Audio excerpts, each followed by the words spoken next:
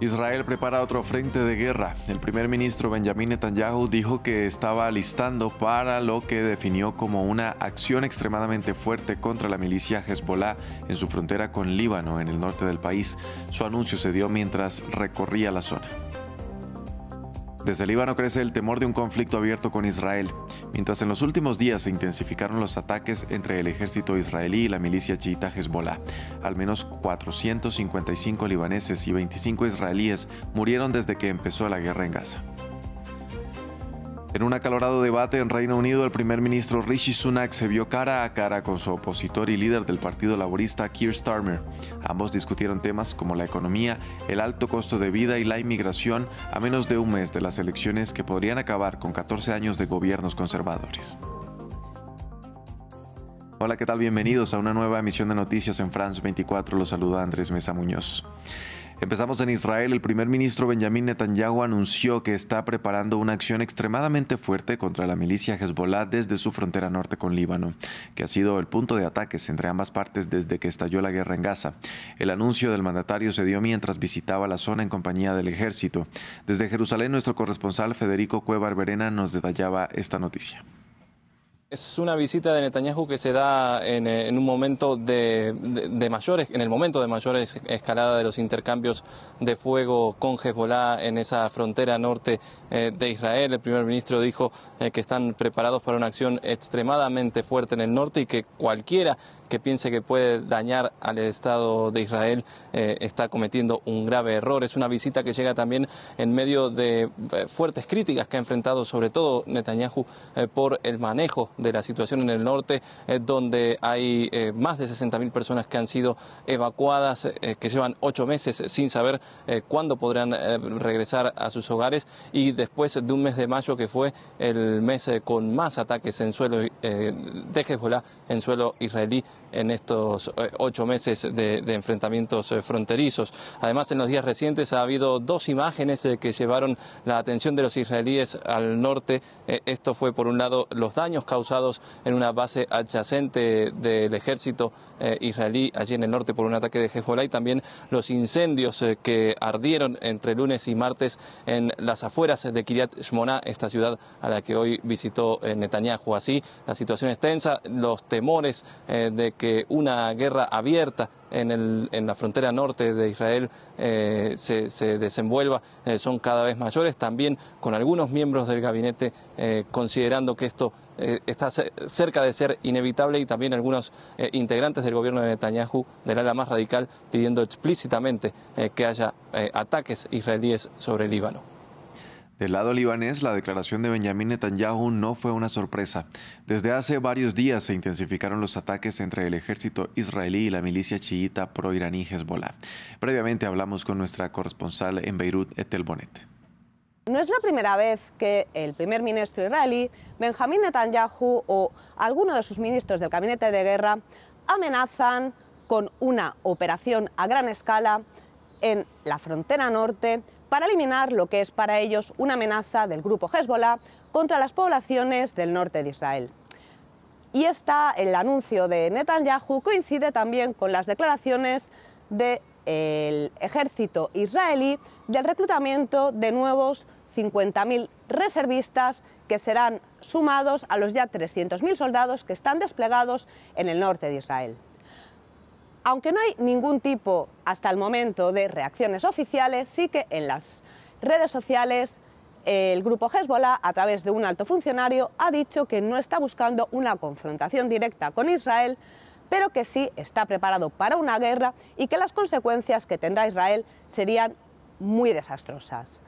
Es cierto que en los últimos días hemos visto cómo la milicia Hezbollah está cambiando de táctica y está utilizando nuevo armamento, nuevos misiles mucho más precisos y contundentes, que son los misiles de fabricación iraní Al-Mas, y también el uso de drones suicidas que precisamente han impactado en estos bosques de la Alta Galilea, donde se han producido en los últimos días unos fuertes incendios, que es también lo que podría hacer, de alguna manera, cambiar el rumbo de la guerra. Mientras tanto, en Gaza, al menos 36 personas perdieron la vida tras los ataques israelíes de las últimas 24 horas. Los bombardeos aéreos y los disparos de artillería se han desplegado de norte a sur. De otro lado, siguen las negociaciones en búsqueda de un alto el fuego. Heridos y cuerpos sin vida trasladados al hospital tras varios bombardeos sobre el campo palestino de Bureij, en el centro de la Franja de Gaza. Entre las víctimas había varios niños. La clínica de la UNRWA en Bureij, una clínica para desplazados, fue alcanzada. Una clínica para niños. Los mártires son todos niños. Son todos niños. Ese es su objetivo, los niños. Mi hermano mayor fue asesinado. Preferiría estar muerto antes que él. Su hija Hanin también fue asesinada. Era como mi hija. El ejército israelí afirma que está llevando a cabo una operación de precisión contra las posiciones de Hamás en el campo, con tropas de tierra apoyadas por su fuerza aérea. Acusa a Hamás de disparar cohetes desde zonas densamente pobladas. Las esperanzas de un cese al fuego después de la presentación de una propuesta israelí por el presidente estadounidense Joe Biden son escasas, atrapado entre exigencias contradictorias. Mientras Hamás condiciona la liberación de sus rehenes al cese total de las hostilidades, el primer ministro israelí Benjamin Netanyahu exige su liberación antes de considerar un alto el fuego, un punto muerto en las negociaciones, condenado por el responsable de asuntos humanitarios de Naciones Unidas. La pérdida de esperanza de quienes sufren desplazamientos en Gaza es algo terrible, una mancha en nuestra humanidad común.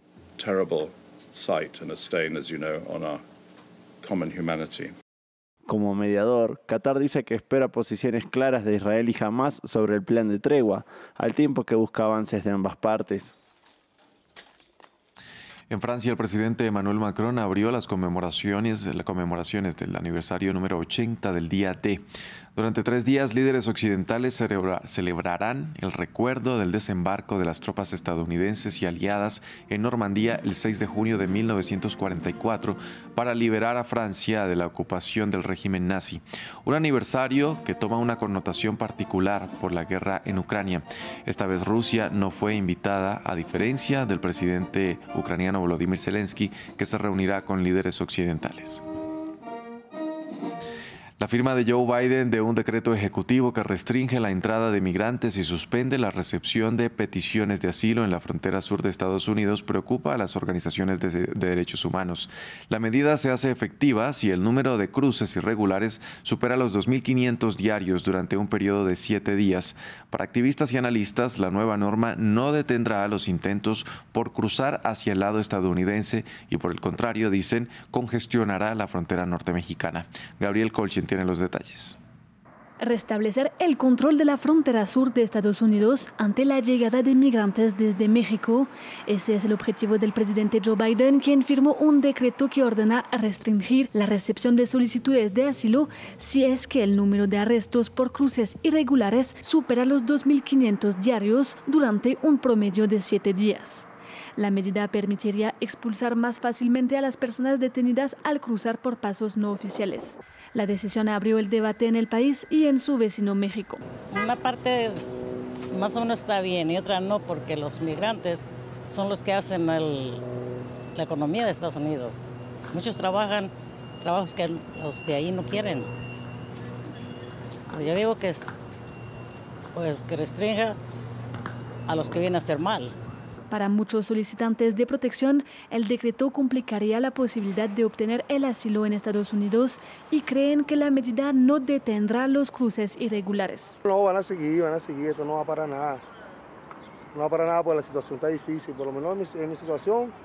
Yo para Venezuela no vuelvo, me sale más fácil terminar de llegar a los Estados Unidos que volverme para Venezuela. Para analistas y activistas, la norma podría congestionar aún más la frontera sur estadounidense y aumentaría el tráfico de personas. Posiblemente vamos a ver un aumento de cruces indocumentados por medio de estos traficantes de personas o coyotes, como se les dice vulgarmente. Así que esto no va a parar, en mi opinión, la crisis migratoria que hay en la frontera. Lo que va a hacer es detener el procesamiento de casos, pero no va a detener el intento de cruces. Mientras se acercan las elecciones presidenciales de noviembre en Estados Unidos, Joe Biden intenta así responder a la crisis migratoria, uno de los principales temas de debate.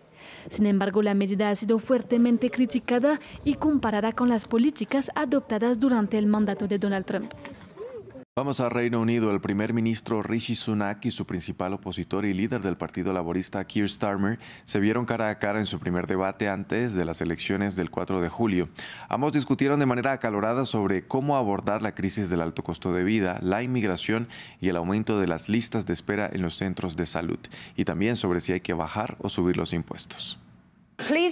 En un acalorado debate, los dos contendientes se enfrentaron en varios puntos, ciñéndose a sus líneas de campaña. El primer ministro británico Rishi Sunak y el líder del opositor Partido Laborista, Keir Starmer, se enfrentaron en torno al coste de vida y los impuestos, asuntos donde tienen visiones contrapuestas.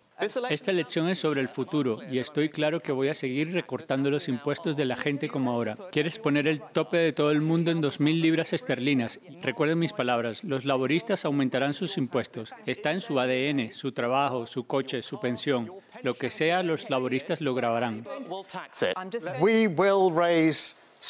Aumentaremos impuestos específicos y hemos sido muy claros en lo que son. Ya hemos tratado con el alivio fiscal en las escuelas privadas. Queremos terminar con el estatus de no impuestos. Creo que los superricos deberían pagar sus impuestos. Quiero deshacerme de los beneficios que existen para los superricos. Creo que las compañías de petróleo y gas deberían pagar su parte justa. Así que aumentaremos eso, no subiremos los otros impuestos. En cuanto a la migración, Rishi Sunak defendió su política de enviar a Ruanda a los solicitantes de asilo. Los inmigrantes han sido detenidos. Los inmigrantes irán en julio, pero solo si soy su primer ministro. Si Starmer es elegido, toda esta gente será liberada. Los niveles de migraciones son máximos históricos. Nunca ha sido tan alto. El primer ministro dice que es demasiado alto, pero ¿quién está al mando? El debate se produjo un día después de que el populista Nigel Farage anunciara que se presentaba a las elecciones. Un duro golpe para Sunak, ya que se espera que el activista del Brexit se lleve los votos de muchos votantes de derecha. Las encuestas sugieren actualmente que el Partido Laborista podría ganar con una mayoría histórica en las elecciones del 4 de julio. De cara a las elecciones europeas de este fin de semana en Grecia, la sociedad está dividida respecto a quién apoyar en los comicios. Uno de los temas de debate es el matrimonio igualitario, ya que recientemente se convirtió en el primer país ortodoxo del mundo en aprobar el matrimonio homosexual. Los detalles en el siguiente informe. 15 de febrero de 2024. En el Parlamento griego, el primer ministro conservador Kyriakos Mitsotakis habla de un día histórico. Tras 2 días de debate, Grecia se convirtió en el primer país ortodoxo del mundo en aprobar una ley sobre el matrimonio homosexual y en adoptar una norma para la adopción de parejas del mismo sexo. Ese día, Dimitri y Stavros, que ya llevaban 16 años viviendo juntos y tenían 3 hijos por separado, decidieron casarse. Pero no todo es tan sencillo en una sociedad muy conservadora. Decidimos ignorar las amenazas contra nosotros. Pedimos al Consejo Estatal que averiguara si alguien quería hacernos daño durante la ceremonia. Desde ese día, los sondeos de cara a las elecciones europeas han confirmado la amplia ventaja del Partido Conservador en el poder, pero también un aumento de pequeños partidos nacionalistas, patrióticos y contrarios al matrimonio para todos.